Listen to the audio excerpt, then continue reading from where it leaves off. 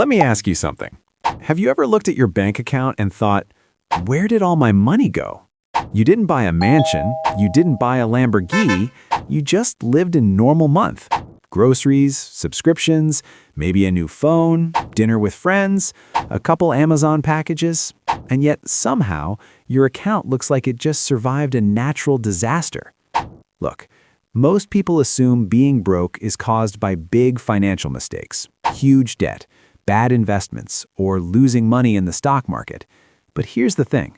For the average person, financial stress isn't caused by one giant decision. It's caused by a handful of purchases that quietly drain money every single month. Purchases that feel normal. Purchases everyone around you is also making.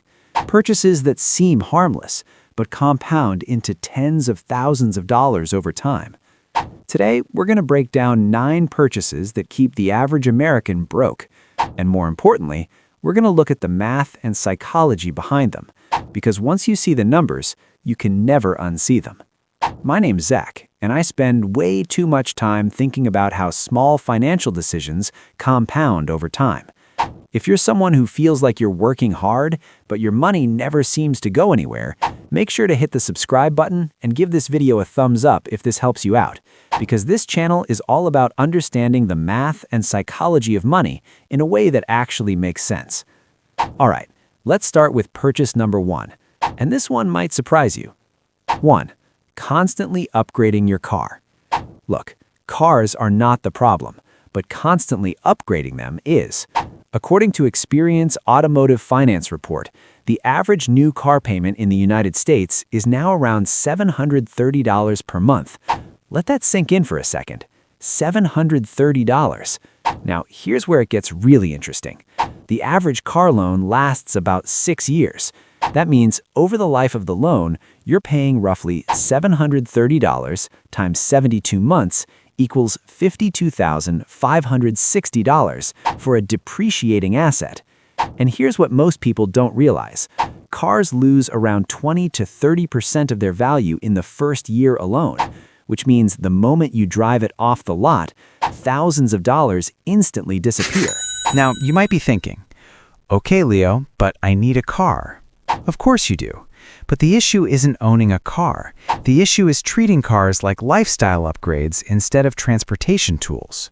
If every few years you're trading up, your income increases, but your wealth never does, because your raises are going straight into bigger car payments. 2. Subscription creep. This one is sneaky, because subscriptions are designed to feel small. Netflix, $15. Spotify, $11.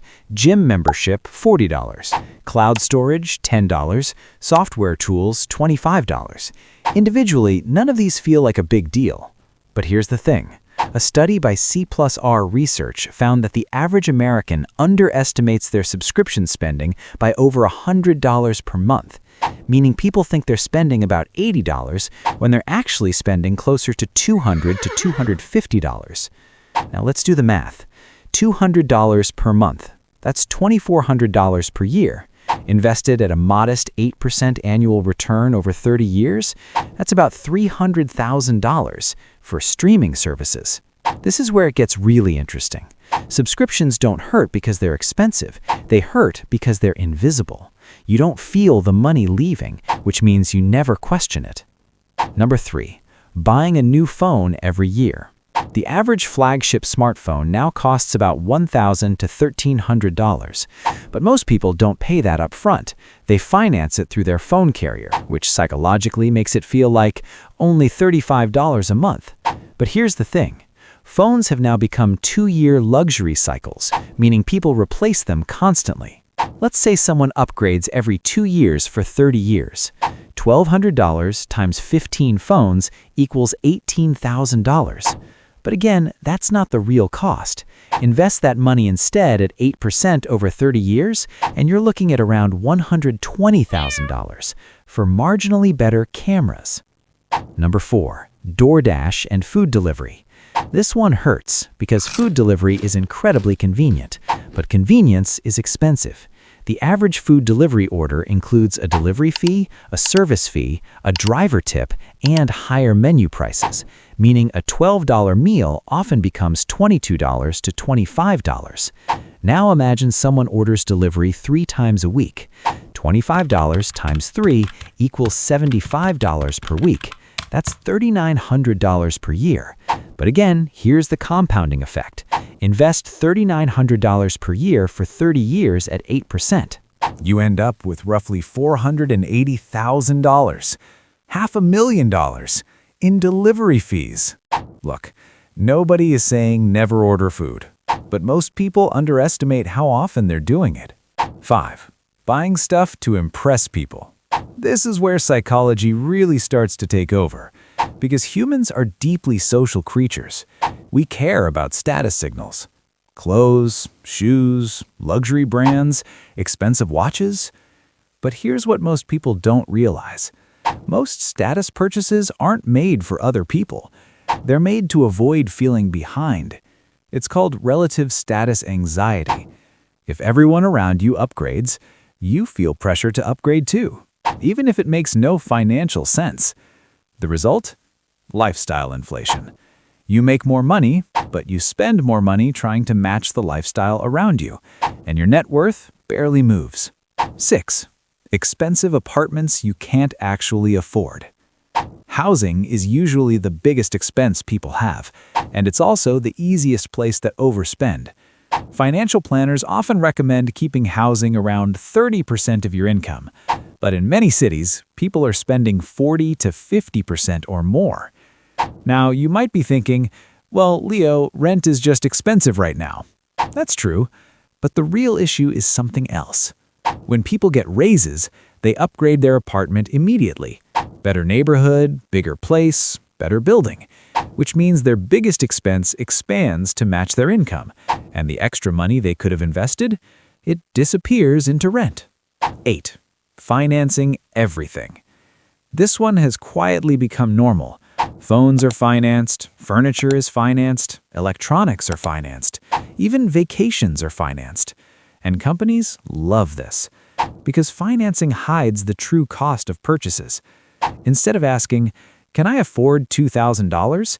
people ask, "Can I afford $40 per month?" But here's the problem.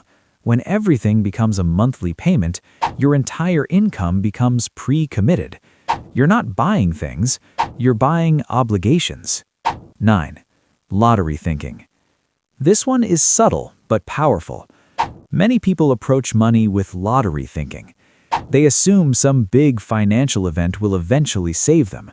A big raise, a lucky investment, crypto exploding, winning big somehow, which leads to a dangerous behavior pattern. They ignore small financial leaks because they assume a big win will fix everything. But wealth rarely works like that. Wealth is usually built through boring consistency, saving, investing, avoiding unnecessary expenses over decades. 9. Lifestyle inflation. This is the big one because it ties all the others together. Lifestyle inflation happens when your expenses rise as fast as your income. You get a raise, you upgrade your car, upgrade your apartment, upgrade your phone, upgrade your vacations. And suddenly, you're making twice as much money as 5 years ago, but you're still living paycheck to paycheck. Here's what most people don't realize. Wealth is created when income grows faster than lifestyle, not when they grow together. The real problem is psychological spending traps. Look, none of these purchases are evil. Cars aren't bad, phones aren't bad, nice apartments aren't bad. The real problem is something deeper. Modern consumer culture is designed to normalize constant upgrading. Everything is built to make spending feel frictionless.